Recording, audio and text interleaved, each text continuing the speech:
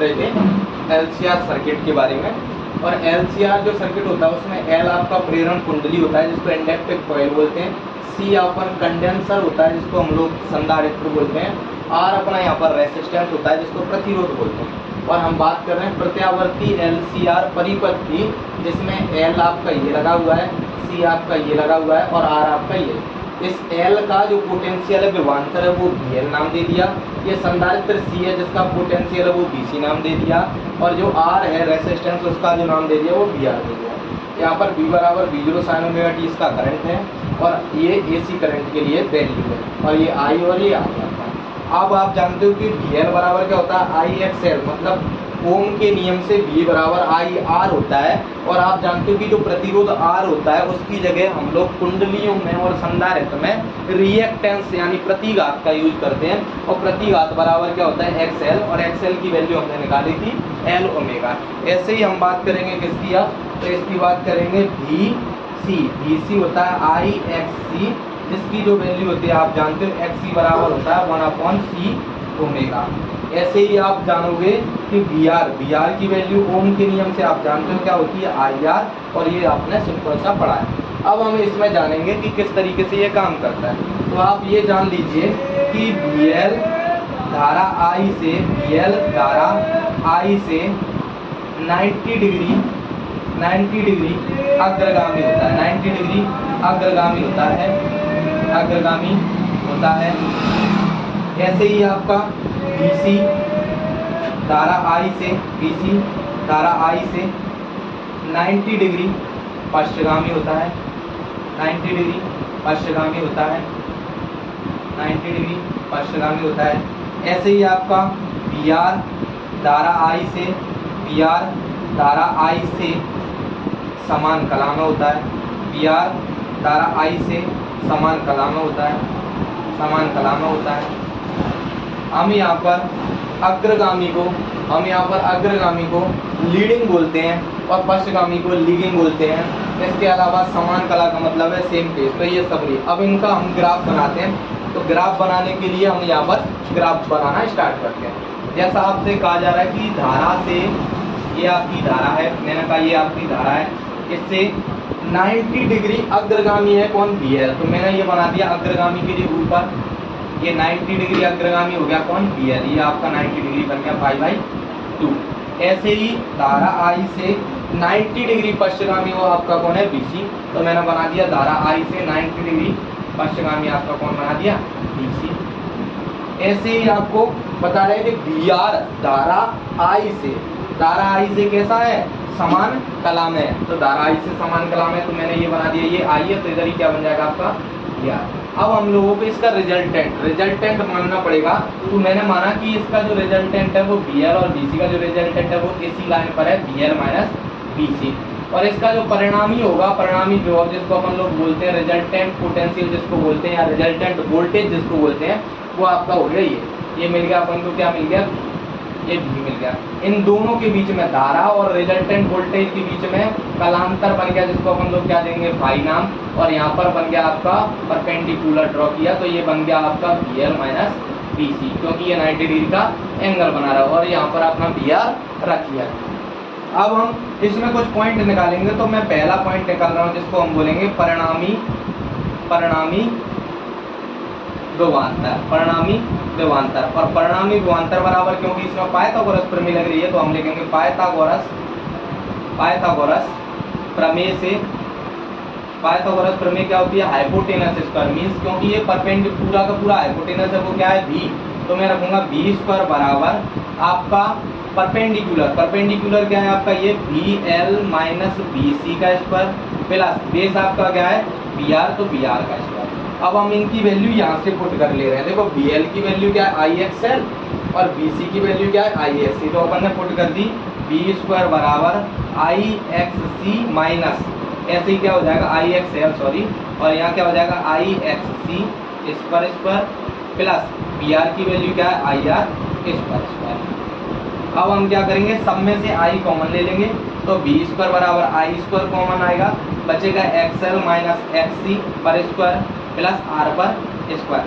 अब हम क्या कर देते हैं, यहाँ से आई स्क्वायर बराबर एक्सएल की वैल्यू रख देते हैं। एक्सएल की वैल्यू क्या है, एल ओमेगा, तो ये एल ओमेगा रख दी, माइनस एक्स सी की वैल्यू रख दे रहे हैं 1/c ओमेगा। ये अपन ने 1/c ओमेगा रख दी, इस पर स्क्वायर लगाए तो इस पर भी अपन क्या लगा दे रहे हैं, छोटा सा स्क्वायर लगा दे रहे हैं। क्योंकि ये हमने वैल्यू कहाँ से जानी थी, तो आपने पढ़ा था जब हमने एल सर्किट पढ़ा था और सी सर्किट पढ़ा था, वहाँ अपन को ये वैल्यू निकाल कर अपन लेके आए थे। तो पहले वाले सर्किट पढ़ना भी क्या है, इसके लिए बहुत ज़्यादा जरूरी होता है। ये आर स्क्वायर, इधर का स्क्वायर उधर जाएगा तो क्या बन जाएगा, अंडर रूट बन जाएगा।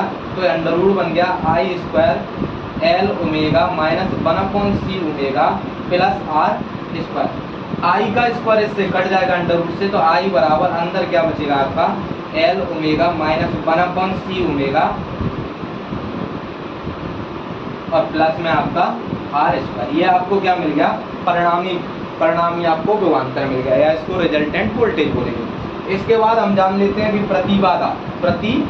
तो प्रतिबाधा यहाँ पर इम्पीडेंस होता है, और प्रतिबाधा क्या होता है, प्रत्यावर्ती धारा के मार्ग में उत्पन्न प्रभावी प्रतिरोध को हम प्रतिबाधा कहते हैं। जैसे हम जेड से डिनोट करते हैं, जैसा कि ये क्या है, प्रतिरोध है, तो जेड बराबर जैसे ओम का नियम होता है, आर बराबर बी अपॉन आई।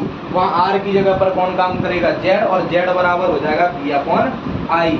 तो बी की आपको वैल्यू दिखाई दे जाएगी, बी की वैल्यू यहाँ पर क्या है, आई, और अंडर रूट के अंदर L omega minus 1/c omega फिर प्लस आर स्क्वायर, और नीचे क्या है आपका आई। तो आई से आई कट कर जेड बराबर आपको क्या मिल जाएगा, तो मिल जाएगा L omega minus 1/c omega कोष्टक बंद प्लस आर स्क्वायर। जैसा आपको पता ही चल रहा है कि सब में पहले से क्या लगा था, स्क्वायर लगाए, तो इनमें क्या चल रहा है, स्क्वायर चल ही रहा है। तो ये आपका क्या है, इम्पीडेंस निकल के आएगा, जिसको हम जेड से डिनोट करते हैं। इसके बाद इसमें हम लोगों को बहुत सारी चीजें निकालनी पड़ती है, जैसे कलांतर निकालना पड़ता है। तो कलांतर क्या होता है, अपन कलांतर को भी जान ले रहे हैं थोड़ा सा। तो ये होता है अपना कलांतर, और कलांतर क्या होता है, धारा और विभव के बीच में अंतर को हम क्या कहते हैं, कलांतर कहते हैं। तो कलांतर को अपन दर्शाते हैं tan फाई से। tan फाई बराबर, जैसा आपने पता है क्या होता है, लंब बटे आधार होता है। tan फाई बराबर या tan थीटा बराबर, ट्रिग्नोमेट्रिक रेशियो में हम 10th क्लास में पढ़ चुके हैं। tan बराबर क्या होता है, लंब बटे आधार। तो tan फाई बराबर क्या होगा, लंब आपका यहाँ पर क्या दिखाई दे रहा है आपको, BL माइनस BC, और आधार आपको क्या दिखाई दे रहा है आपका PR।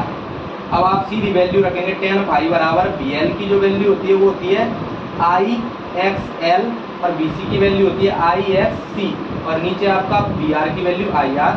ऐसे ही tan फाई बराबर आप देखेंगे कि I कॉमन आ गया, क्या बचा, XL माइनस XC, और नीचे क्या बचा IR। I से I काट देंगे तो tan फाई बराबर क्या आ जाएगा आपका, XL माइनस XC अपॉन क्या आ जाएगा R, और XL की अब हम वैल्यू रख देंगे तो tan फाई बराबर क्या आ जाएगा आपका L omega minus 1/c omega बटे में क्या आएगा R, और फाई बराबर आपका आ जाएगा tan inverse L omega minus 1/c omega, और नीचे क्या आ जाएगा आपका R।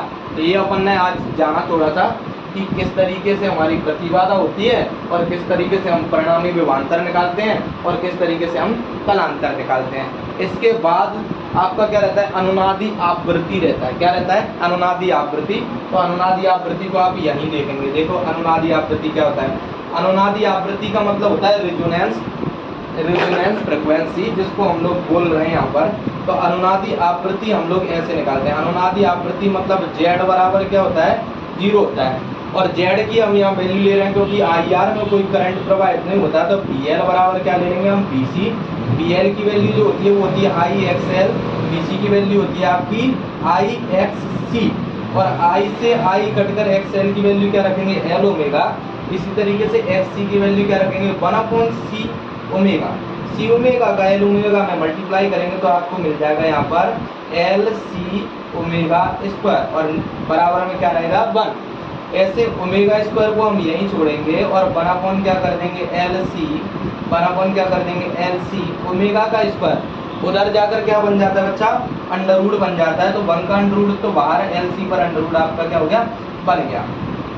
ऐसे ही अब आप जानते हो कि ओमेगा बराबर क्या होता है, तो आप ओमेगा बराबर जानते हो, ओमेगा बराबर आपका पता है आपको 2 पाई न्यू होता है। तो फ्रिक्वेंसी के लिए अपन न्यू यूज करेंगे तो पाई की जगह पर रख देंगे 2 पाई आपका न्यू 1/√LC। तो न्यू बराबर आपको मिल जाएगा 1/√LC और यहाँ आ जाएगा 2 पाई। ये आपका क्या निकल के आ गया, फ्रिक्वेंसी निकल के आ गया। अब जब मैं शिखर वैल्यू की बात करूं, शिखर वैल्यू या मैं उसे आयाम कह दे रहा हूं, तो आयाम मतलब यहाँ पर आई नॉट निकालते हैं हम। शिखर वैल्यू धारा की जो शिखर वैल्यू होती है उसे आई नॉट से डिनोट करते हैं और आई नॉट बराबर होता है V0/Z। और Z की आपको अभी वैल्यू निकाली थी अपन ने, ये वैल्यू निकाली है तो अपन Z की वैल्यू रख देंगे √L omega minus 1/C omega का स्क्वायर और प्लस R²। ये आपको क्या मिल गई, ओमेगा की वैल्यू मिल गई। और यहाँ से आपको क्या मिल गया, शिखर वैल्यू मिल गई, जिसको अपन आई नॉट से डिनोट करते हैं, आयाम कहते हैं। ये आपका पूरा का पूरा LCR सर्किट है जिसमें हमें परिणामी विभवांतर निकालना होता है, प्रतिबाधा निकालना होता है, कलांतर निकालना होता है, अनुनादी आवृत्ति निकालना होता है और आयाम निकालना होता है। तो ये LCR परिपथ है। इस परिपथ को पढ़ने के बाद आपको पता चलेगा कि ये 12th क्लास का सबसे मोस्ट इम्पोर्टेंट कंसेप्ट होता है, जिसको पढ़ने के लिए हम लोगों को पहले फाउंडेशन बनाना पड़ता है। और R circuit, L circuit, C circuit, CR circuit, LR circuit, ये सभी सर्किट पढ़ने होते हैं 6, तब जाकर हम किस सर्किट को पढ़ पाते हैं, LCR सर्किट को पढ़ पाते हैं। तो अगर समझ आया हो तो सब्सक्राइब करना एंड लाइक करना।